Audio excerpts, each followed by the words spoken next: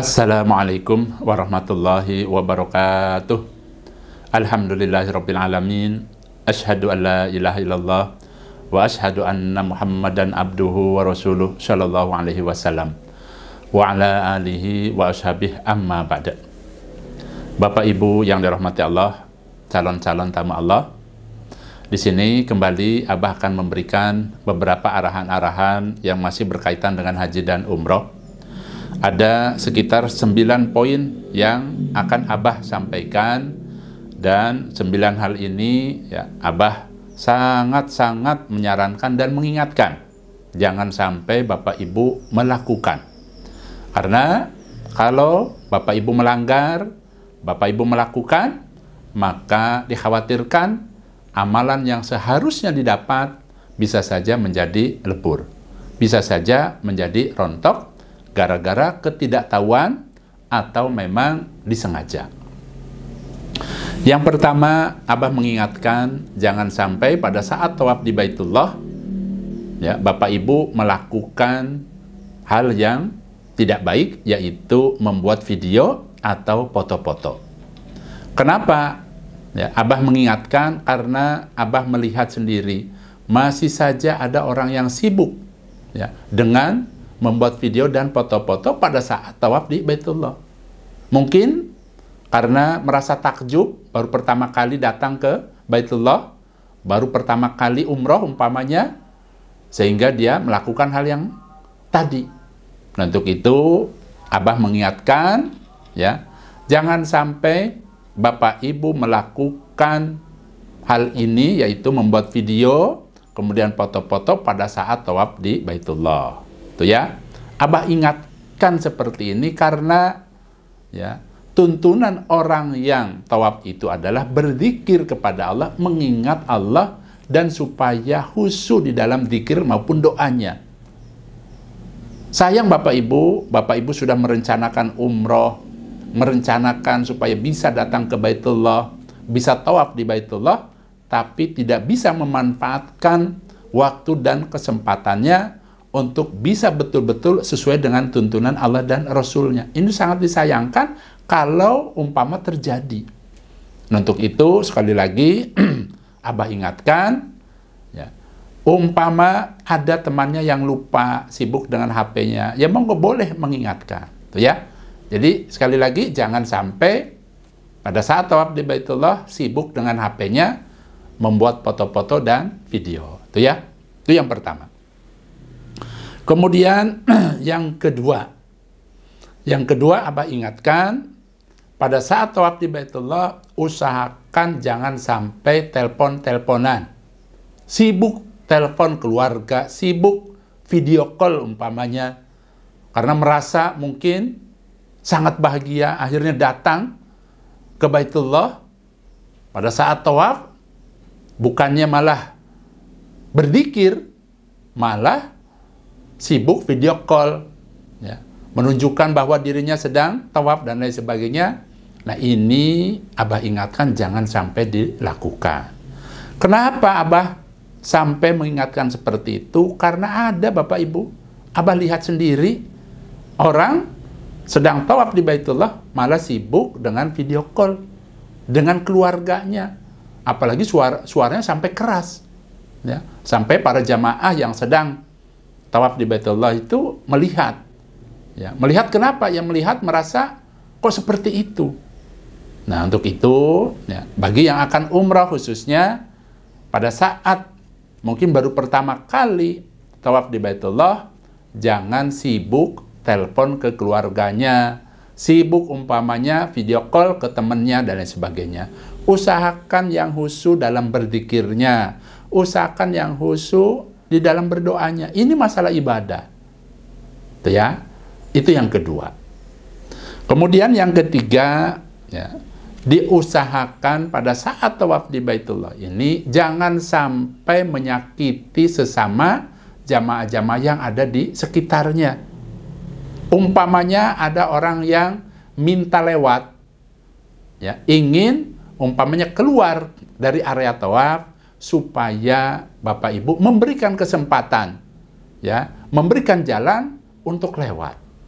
Kenapa? Mungkin dia batal, ya, tawafnya, ya, wudhunya itu batal sehingga dia ingin berwudhu.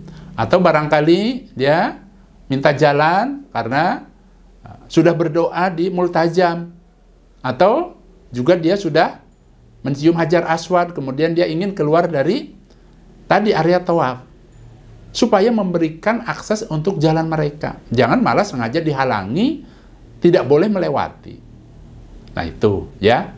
Kemudian juga pada saat tawafnya diusahakan jangan dorong-dorong. Contoh misalnya, di dalam rombongan umpamanya, kalau ada satu jamaah saja yang mendorong, maka yang lain akan terdorong ke depan. Nah, tempo hari ya, ada Abah itu mengingatkan karena mungkin baru pertama kali umroh, ya ada ya rombongan Abah itu ya dorong-dorong terus, sehingga Abah juga yang paling depan itu kedorong, tidak nyaman. Ya, diusahakan jalan yang tenang, yang santai, kemudian yang khusyuk, tidak perlu saling dorong-mendorong. Itu jangan sampai.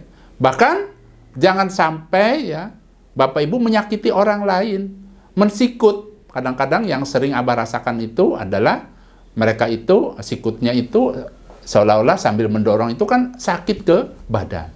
Nah itu jangan sampai pada saat tawaf Bapak Ibu menyakiti sesama orang-orang yang ada di sekitar Bapak Ibu, ada mereka juga sedang beribadah, tuh ya. Kemudian yang keempat, diusahakan zikir dan doanya itu dibaca cukup dengan lirih saja, ya. Yang lirih kemudian diusahakan yang khusyuk, tidak usah keras-keras, apalagi ya sambil seolah-olah kayak yang orang teriak. Jangan sampai, karena itu dapat mengganggu kekhusyuan orang-orang yang sedang tawaf di sekitar kita. Umpama ada rombongan ya, dengan suara keras lantang, jangan diikuti. Kenapa? Ya, mungkin ilmunya belum sampai. Sudah, kita tidak perlu komentar, tidak usah merasa bagaimana, tidak usah. Nah di sini Abah ingatkan, tuntunan berzikir itu adalah lirih dan khusyuk. Ingat Allah itu maha mendengar. Ya, tidak perlu kita suara keras-keras. Makanya Abah kalau memimpin rombongan dari awalnya kan sudah diberikan arahan-arahan. Ya, dibina bagaimana caranya tidak bergantung dengan mutawif, tidak bergantung dengan pembimbing. Itu ya, seperti itu. Jadi cukup tadi apa? Pada saat tawaf di Baitullah, dzikirnya lirih saja dan supaya khusyuk, ya. Kemudian yang kelima, diusahakan pada saat tawaf di Baitullah, Bapak Ibu, umpamanya Bapak Ibu ya pada saat baru pertama kali datang, kemudian merasa takjub sehingga ya, tidak menyadari, malah ngobrol dengan temannya, karena mungkin satu kampung dengan temannya, sambil tunjuk-tunjuk, ya, ngobrol ke sono kemari nggak jelas. Nah, diusahakan jangan sampai terjadi seperti itu. Ya, kenapa? Karena tempo hari Abah melihat ada dua orang laki-laki masih muda. Dari mulai Abah ya, tawaf tidak jauh dari mereka itu, mereka asik ngobrol, sehingga ya, orang-orang di sekitarnya itu merasa terganggu. Kenapa? Kan tadi tuntunannya berzikir, mereka asik malah ngobrol ke sono kemari sambil nunjuk yang lain dan lain sebagainya. Nah ini Abah ingatkan, ya, yang namanya tawaf di Baitullah itu merupakan rangkaian ibadah. Walaupun umpama Bapak Ibu ya, hanya melaksanakan tadi tawaf sunnah, tetap itu ibadah. Ya, diusahakan umpamanya sedang melaksanakan tawaf sunnah dengan temannya, ya supaya khusyuk. Itu ya, Abah ingatkan seperti itu karena Abah pernah melihat ada orang yang ngobrol itu, ya, sedang tawaf. Nah itu jangan sampai ditiru, ya. Kemudian yang keenam, pada saat Bapak Ibu tawaf di Baitullah, ini insya Allah mungkin Bapak Ibu baru pernah mendengar, tapi ada yang punya keyakinan bahwa air Zam-Zam yang dibawa tawaf, sengaja dibawa tawaf, dia berkeyakinan dengan melakukan itu, air Zam-Zamnya itu lebih manjur, lebih berkhasiat, sehingga dia melakukan dengan sengaja, ya, ngambil air Zam-Zam, kemudian di dalam hatinya itu, ya, menginginkan agar air Zam-Zam itu lebih mujarab, sehingga dia dibawa tawaf, kemudian dibawa ke kampung, dipisahkan. Kemudian air Zam-Zam ini dia katakan bahwa ini sengaja air Zam-Zamnya ini dibawa tawaf, sehingga lebih manjur karena sudah didoai dan lain sebagainya. Nah, ini tidak ada tuntunannya, tidak ada syariatnya Bapak Ibu. Air Zam-Zam ini Allah ciptakan air yang penuh kebarokahan. Ya, dijelaskan dalam hadis itu, ma'u Zam-Zam 5 suribala. Air Zam-Zam itu tergantung dari niat si peminumnya. Kalau umpamanya diniatkan ingin sembuh dari penyakit, maka Allah akan memberikan kesembuhan. Apabila ingin dilindungi oleh Allah, maka Allah akan lindungi. Itu ada hadisnya, ada tuntunannya. Adapun umpama seseorang itu membuat amalan-amalan yang tidak ada ketentuannya, yaitu dengan cara diambillah air Zam-Zamnya, dibawa tawaf umpamanya, kemudian berkeyakinan bahwa itu lebih manjur, lebih baik, lebih bagus daripada air Zam-Zam yang biasa. Nah, ini tidak ada tuntunannya, jangan dilakukan, jangan ditiru. Ya, kenapa? Karena ada informasi ke Abah, ada orang yang melakukan hal seperti itu. Dia sengaja dibawa tawaf supaya katanya lebih manjur, lebih berkhasiat. Nah, itu tidak ada tuntunannya, jangan dilakukan, ya. Selanjutnya yang ketujuh, pada saat Bapak Ibu berada di area tawaf, kemudian menemukan barang yang berharga, Abah sarankan supaya jangan diambil. Ingat ya, jangan diambil, abaikan saja. Karena ini merupakan larangan tanah haram. Jadi, larangan tanah haram, Bapak Ibu, berarti dilarang, tidak boleh, berdosa. Yaitu dilarang mengambil barang temuan. Ya, jangan sampai ya, barang berharga itu diambil. Tetap khusus saja.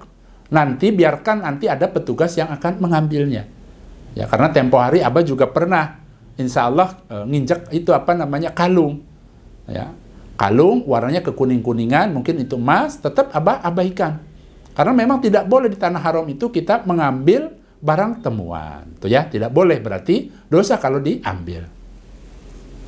Kemudian yang kedelapan, umpama Bapak Ibu ya, sudah berada di kota suci Mekah berhari-hari umpamanya, kemudian ya, ingin berdoa di Multazam, ingin mencium Hajar Aswad, kemudian ada yang menghampiri, seolah-olah dia ingin membantu supaya bisa mencium Hajar Aswad, supaya ditolak. Ingat ya, jangan mau supaya pergi saja cepat-cepat. Kenapa? Karena itu merupakan modus, nanti setelah berhasil, Bapak Ibu akan dimintai uang yang begitu besar. Bisa 1 juta, ya, bisa lebih dari itu. Ya, ini kasusnya sudah lama Bapak Ibu. Hanya saja tempo hari, Abah pada saat berada di sekitaran tadi tawaf, ya, tawaf di Baitullah, kebetulan Abah pada saat itu, ya, insya Allah akan menuju ke Multazam. Ada yang menawarkan, laki-laki, dia bilang katanya, mau nggak saya antar mencium Hajar Aswad. Ya, usianya mungkin sekitar ya antara 25 sampai 30 tahun. Dan biasanya mereka itu tidak sendiri, ya, ada beberapa orang. Nah, untuk itu kembali Abah ingatkan, jangan sampai Bapak Ibu terjebak dengan modus tersebut, ya. Kalau ingin berdoa di Multazam, ingin mencium Hajar Aswad, diusahakan bisa sendiri atau bersama teman, ya, teman sekamar umpamanya boleh, ya, silakan saling membantu. Tapi kalau Bapak Ibu terjebak mau, ya, mengikuti arahan-arahan orang tersebut, nanti setelahnya itu akan diminta uang yang besar, gitu ya. Nah itu Abah mengingatkan, ya jangan mau kalau ada orang yang seolah-olah ingin membantu. Kemudian selanjutnya yang terakhir, ya yang ke-9, Abah mengingatkan supaya menjauhi praktek-praktek ibadah yang tidak ada tuntunannya.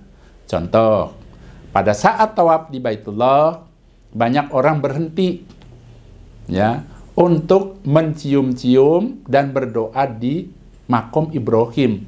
Masih banyak itu. Padahal ada petugas di situ sudah melarang. Masih saja.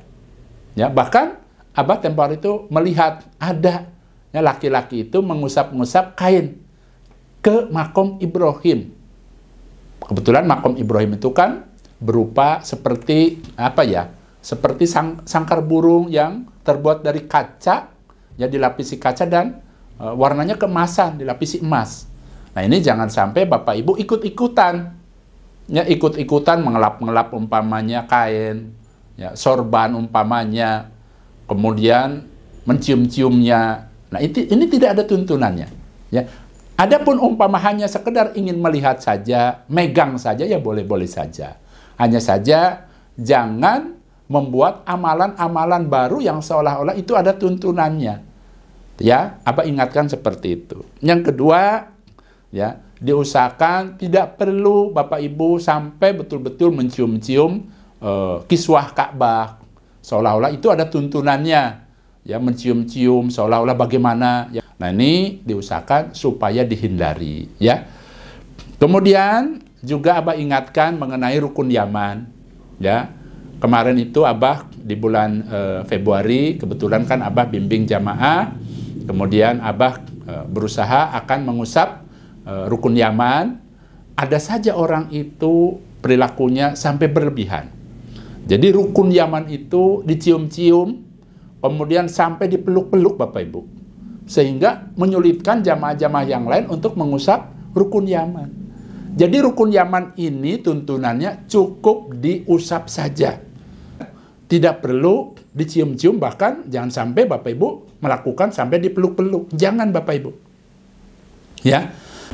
Dalam hadis dijelaskan barang siapa yang bisa mengusap Hajar Aswad dan juga bisa mengusap rukun Yaman, maka Allah akan menghapus beberapa kesalahannya. Itu tuntunannya, berarti untuk rukun Yaman ini cukup diusap saja. Tuh ya. Abah mengingatkan karena ya kemarin itu ya ada orang sampai berlebihan, dicium-cium, dipeluk-peluk, ya, jangan sampai dilakukan. Nah kemudian, ya, pada saat Bapak Ibu mungkin baru pertama kali umroh dan melihat banyak orang bergelantungan, ya, di bawah pintu Ka'bah sambil nangis-nangis, ya, sambil doa, ya, bagaimanalah umpamanya. Nah ini Abah memberikan arahan-arahan, kalau Bapak Ibu ingin berdoa dan tempatnya yang mustajab doanya yaitu di multazam, bukan di bawah pintu Ka'bah. Caranya bagaimana Abah? Caranya sebagaimana yang sering Abah sampaikan, silahkan di situ ikut ngantri. Ya, biasanya berjubel. Nah, silahkan bagaimana caranya, sedikit demi sedikit Bapak Ibu bisa berdoa di multazam. Yaitu antara pintu Ka'bah dan Hajar Aswad. Itulah yang namanya multazam. Cara berdoanya bagaimana? Ya, sesuai dengan sunnahnya bagaimana Abah? Caranya adalah ya, diusahakan bisa menempel di Ka'bah, di Ka'bahnya. Ya, dadanya tempelkan, kemudian pipi kanan tempelkan, kemudian lengan ya, dan tangan, nih telapak tangan dan lengannya juga supaya ditempelkan. Jadi seperti ini, nempel, dada nempel, kemudian pipi yang kanan supaya nempel, kemudian berdoalah di situ sebanyak-banyaknya. Itu kalau ingin mengikuti sunnahnya. Umpamanya bisa seperti itu, yaitu lebih afdol, tuh ya. Nah kemudian ya Abah di sini mengingatkan ya bagi yang akan umroh maupun yang akan haji ya, insya Allah Bapak Ibu akan banyak beramal di tanah suci. Abah ingatkan apapun amalannya supaya hatinya diniatkan karena Allah. Yarjuna rahmatahu wa yakhafuna adabah, semata-mata karena menginginkan rahmat Allah dan takut dengan siksanya Allah. Ya, takut dengan siksa Allah. Jadi yarjuna rahmatahu wa yakhafuna adabah, mengharap rahmat Allah dan takut dengan siksanya Allah. Itu yang namanya karena Allah. Caranya bagaimana? Caranya setiap akan beramal niatkan karena Allah, niatkan karena ingin mendapatkan pahala dari Allah, karena ingin mendapatkan ridhonya Allah, karena ingin mendapatkan rahmatnya Allah. Itu yang namanya karena Allah. Itu ya. Usahakan selalu niatkan karena Allah sebelum Bapak Ibu beramal. Itu ya. Alhamdulillah, jazakumullahu khairan. Mudah-mudahan Allah memberikan kemanfaatan dan kebarokahan. Abah mendoakan bagi Bapak Ibu yang ingin sekali melaksanakan ibadah umroh dan kemudian ingin ya umrohnya itu dibimbing Abah, silakan hubungi Ibu Nur. Kemudian supaya Bapak Ibu yakin ya, yakin bahwa ini betul Abah, silakan minta ke Ibu Nur video call. Ya, kalau video call kan berarti kan nanti kita akan berbicara, kemudian ada abahnya, ada ibunya bisa melihat langsung. Ya, selain itu juga ya, mungkin Bapak Ibu kan merasa khawatir terjadi penipuan dan lain sebagainya, mintalah ke Ibu Nur ya supaya bisa menghubungi Abah melalui video call. Jadi usahakan ya Bapak Ibu kalau sudah video call, nanti kan Abah akan memberikan arahan-arahan bagaimana cara mendaftarnya, cara transfernya dan lain sebagainya. Itu ya. Untuk menghindari hal-hal yang tidak diinginkan, terutama penipuan, silahkan mintalah video call terlebih dahulu kepada Ibu Nur. Itu ya, seperti itu. Nanti insya Allah nomor Ibu Nurnya akan Abah usahakan ada di video. Itu ya. Baik Bapak Ibu, itu saja. Ya, mudah-mudahan di tahun 2025 ini ya Abahnya sehat. Insya Allah ada rencana Abah ini tiap bulan akan membimbing para jamaah dan alhamdulillah sudah banyak yang mendaftar. Bahkan yang mendaftar itu terjauh ada dari Australia. Ya, dari negara Australia ingin ikut bimbingan Abah. Harapan Abah, Bapak Ibu yang merasa ingin ibadahnya dibimbing harus berani. Ya, harus berani mendaftar ke Abah dan untuk meyakinkan tidak salah yaitu dengan cara minta video call. Tuh ya, seperti itu. Minta arahan-arahan langsung ke Abah. Tuh ya. Baik Bapak Ibu, saya rasa itu saja. Mudah-mudahan Allah memberikan kemanfaatan dan kebarokahan. Abah pamit. Wassalamualaikum warahmatullahi wabarakatuh.